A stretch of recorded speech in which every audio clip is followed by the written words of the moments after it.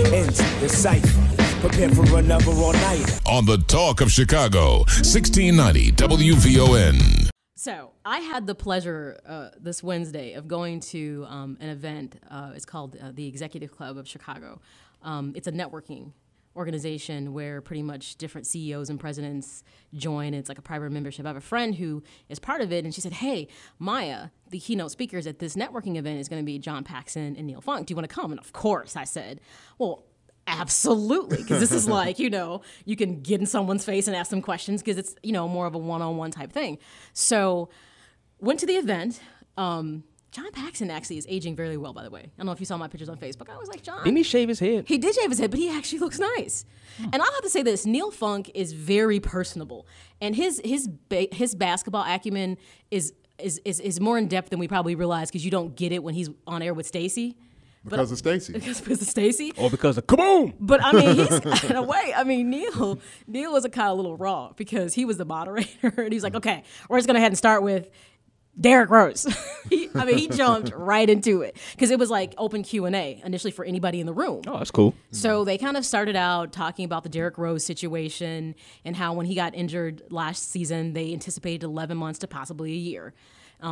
From there, what was interesting too? There had to be at least one goofball in the room that had to ask about Michael Jordan. What was it like playing with Michael Jordan? I thought that was kind of funny. I'm like, really? That's your question? I was kind of annoyed. But anyways, he's never, Michael Jordan and the Bulls, it's never far away from your thoughts. Never. And John Paxson actually, he talked really, he gave some good stories about Michael Jordan, so it was kind of interesting.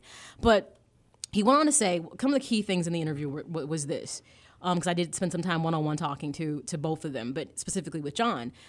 They did say that they're not shutting down Derrick Rose for the season, that if he decides he wants to come back the next game, the first game of the playoffs, they're going to let him play, obviously limiting minutes. So it's a Derrick decision. And one of the things that John said is that when Derrick Rose came to the Bulls, that obviously he had great physical ability. He was young, energetic, and thought he could do everything. And this injury has really impacted him in ways that, he's evaluating it differently. He understands his limitations more now than he did, previous to the injury. Derrick?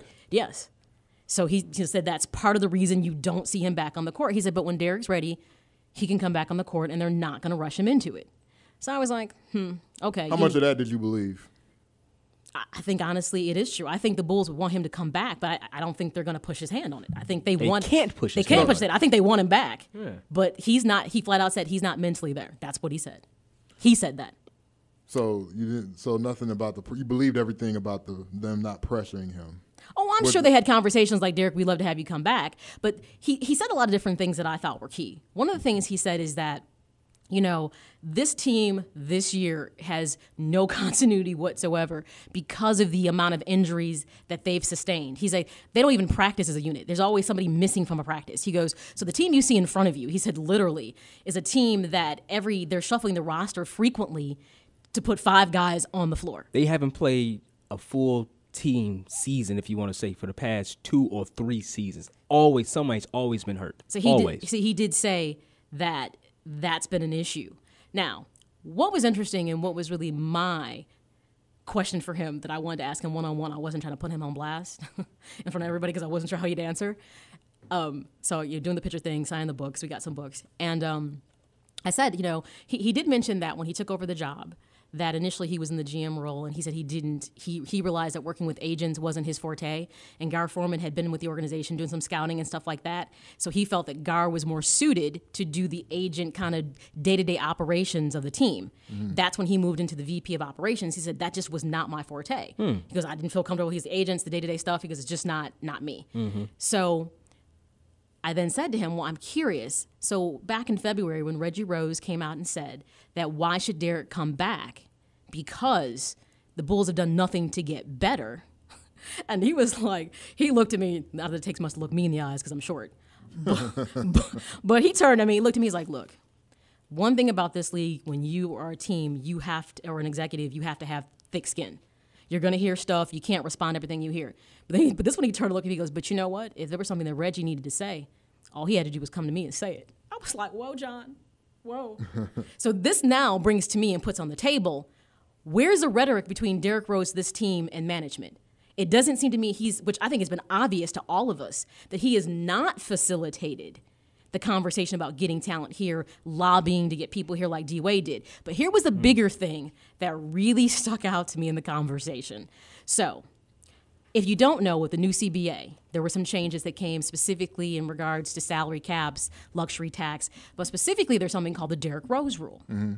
Now, remember a couple years ago, there was something with the Allen Houston rule. Like whenever a unique situation comes along with a player, it kind of, they become the namesake for the rule. So because Derrick Rose was in his rookie contract, he got a big payday. Him and Kevin Durant, by the way, both got a big payday this About season. the same time. Because of the Derrick Rose rule that said if you were at least during your that rookie contract, if you were either an MVP in the league, made the All-Star team 3 times, et cetera, you were then able to access dollars that probably wouldn't be available to you until you were maybe like in your 7th or 8th year in the league, looking at like a 30% pay increase. The Bulls paid Derrick Rose, like over a 5+ year contract, $96 million this season. He outperformed his rookie contract. So he outperformed his rookie contract. He went on to say, in paying Derrick Rose, they had to make decisions and letting players go to stay within the salary, under the salary cap, the luxury tax. So this is why you're not seeing Korver, Brewer. He goes, they could have matched to keep a Sheik, but they were thinking not just this year, but 2 and 3 years down the road. Because if you go and look at the new CBA, right now the luxury tax is dollar for dollar.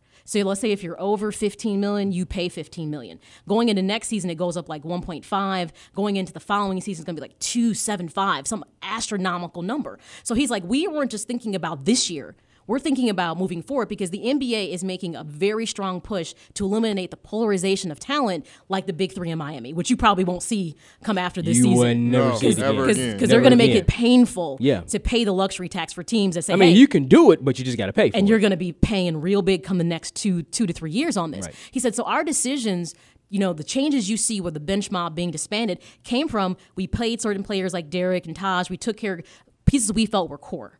But that's why you see such a different complexion in this team. So when he said this to me, I stepped back and I said, well, Reggie Rose has got a whole lot of kahunas to sit here and criticize the organization when your brother got paid big-time dollars, which means the complexion of the team changed itself. He goes, so what they did was, why you see the Nazr Muhammad's, he said Nate Robinson's name came up frequently in talking about how they could get scoring, a spark on offense and defense. His name kept coming up, and that's why they went out and got him. They brought back Kurt Heinrich. He said it was all about looking at managing salary. He goes, we know we have a long-term vision. He goes, but you still have to operate as a business, and it comes down to money. So I think it's kind of really one-sided of Reggie Rose knowing what Derrick got paid. By the way, for people who say he got to feed his family, let's do the math. Be fluid again, Farouk. 96 mil from the Bulls, 90 from Adidas. Ooh, 100 from Adidas. So we're talking about almost upwards of 196 mil. I don't think Derrick is starving. Matter of fact, I think I said he probably outperformed pay-wise 10 generations. His entire family, he's made more money than that. Yeah. So the bottom line comes down to, I'm going to stop being overly critical about them not making good or bad choices about players. Something else he said that was interesting is that with most college players opting not to play maybe more than 1 or 2 years, the 2 assessment tools you use is you look at what is the tools, like their physical, like their height, their weight, things of that nature, their physicality, and you look at their skill sets. How do they play at their position? He goes, when you no longer have an assessment tool that goes beyond a year or maybe 2 in college, he goes, you take a bigger gamble. And he says some of our bigger gambles in the organization has been like Eddie Curry, who never amount to what they thought. He said, you got a player like Jason Williams who ended up getting injured. And, he's like, these kind of things happen along the way, and it changes what you're really able to do as a team. So, he really laid a lot of conversation on the table.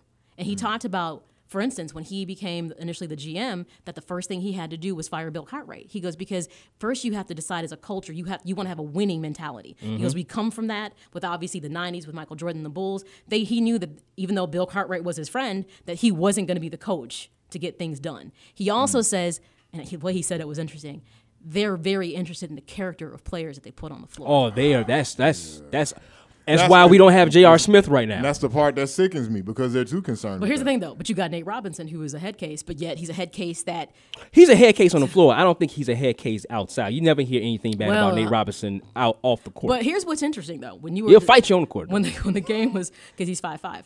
When the game was on today, Van Gundy made some good points. He's like, the level of talent that Nate Robinson has is unbelievable. Is unbelievable, and he should be a fixture on somebody's team. He's like, he's gone through the Knicks, the Celtics. He was at OKC before he came to Chicago. He goes, he wears out his welcome everywhere that he goes.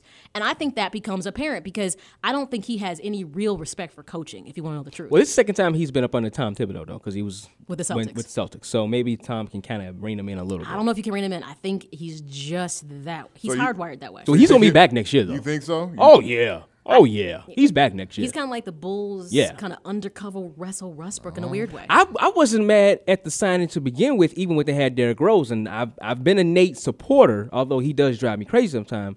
But him coming off the bench would have been that great spark. I think if the Bulls could have been together for the full season, healthy, he could have been challenging J.R. Smith and Jamal Crawford for six man of the year. He has that kind of explosion. And it's like, oh my God, this guy is unbelievable. But to your credit, Farouk, he does make you want to smack him across the head sometimes. Like, why are you shooting the ball so many times? What are you thinking? But he gives you that spark that I think that you need every once in a while. I think it would have been good. And he's probably coming back next year because Richard Hamilton, I don't believe they're going to pick up his option next year. Well, so he's going to have to come back. He never should have been here in the first place. Well, that's another story. Start with that. Right. But, I mean, after I talked with John Paxson and even some of the things with Neil Funk, I just stepped back and he talked about them not being a healthy team all season long. And remember the beginning of the NBA season, we had Agre Sam on, and we were all talking about, okay, well, maybe the Bulls will be an 8th seed. Remember there were people who didn't think they'd even win 30 games. Yeah. Look at it this way. Given what they've managed to achieve, you got to give credit where credit's due. They've managed to put a team on the floor. Don't make faces, Demons, because it all comes down to this. What? Because he was over. Because he was about to like tuck up his lips and roll his eyes. I saw you. I'm just saying the East stinks. I knew they was going to be this high. Okay, but you got to understand this though. Considering they're missing who was supposed to be their superstar player, for them to manage to. This is what people.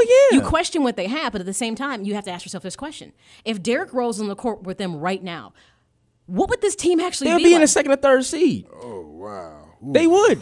They had the best regular season record for 2 years in a row with this team. With a healthy Noah. Different bench, though. With Jimmy Butler, really, this year has been. But I think all of this growth of him and all these things that these other players are doing probably wouldn't be happening with a ball dominator like Rose. Exactly. Well, you wouldn't see the season Jimmy Butler if it wasn't for Derrick Rose being out. But I'm saying, that's kind of like the extra feather in the cap you got. You didn't see the benefit of Derrick Rose not being on the court, but what it did is it allowed other players to step up their game and to be developed. Very true. So now that you've seen this increase of skill from different players, how do you know what Chicago, since Reggie Rose had so much to say about it, which we all know was really Derrick's thoughts, but it comes down to how do you know what they really have as a unit if they never get on the court together and play? You don't know. So before you call them out and say they're not good enough, you don't know that they're not good enough. They still not good enough. They can't be OKC and they can't be Miami. This is about championships. I want to see another parade in Grant Park. And you need to tell your brother to come play so he can finish his rehab and so they can kind of get an idea of what's going on with their team.